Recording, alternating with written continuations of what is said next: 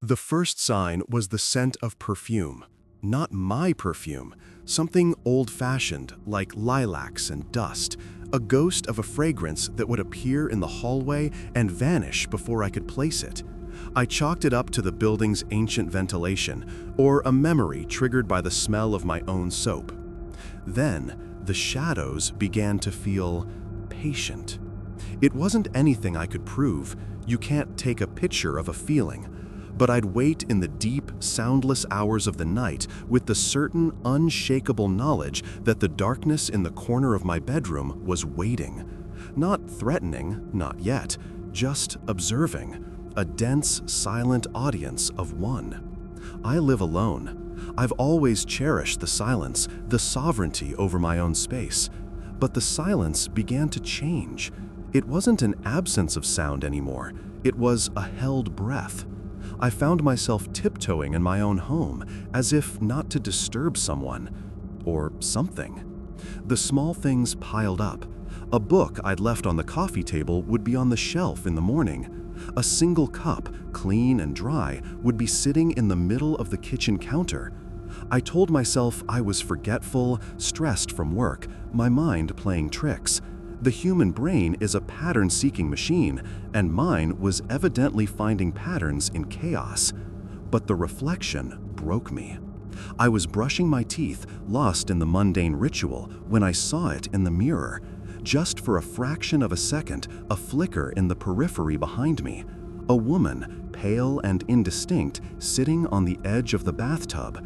She wasn't looking at me. She was looking down at her hands, folded in her lap, as if in resignation. I spun around, my heart hammering against my ribs. The bathroom was empty. The air was still. That was the moment the fear curdled into a cold, hard certainty. This was not forgetfulness. This was not stress. This was a cohabitation. I started talking to the emptiness. "Good morning," I'd whisper into the quiet apartment. "I'm making tea. Would you like some?" The silence would feel heavier, more attentive. Once, I came home and the single armchair by the window was slightly askew, the indentation in the cushion deep, as if someone had just risen from it. I walked over and placed my hand on the fabric. It was cold. My friends noticed a change. "You look tired," they'd say. "Are you getting out enough?" How could I tell them? I think I'm not alone. They'd smile, offer well-meaning advice about dating or getting a pet. They didn't understand. This wasn't about loneliness. This was about territory. Last night, I decided to test it. A final, desperate experiment to prove my sanity or shatter it completely. I set 2 mugs of steaming tea on the coffee table. I sat in my usual spot and looked at the empty space on the sofa opposite. "I know you're here," I said, my voice trembling only slightly. "We don't have to be strangers." The air grew thick. The scent of lilacs and dust bloomed, so strong it made my eyes water. I watched, my breath caught in my throat as the surface of the tea in the second mug stilled.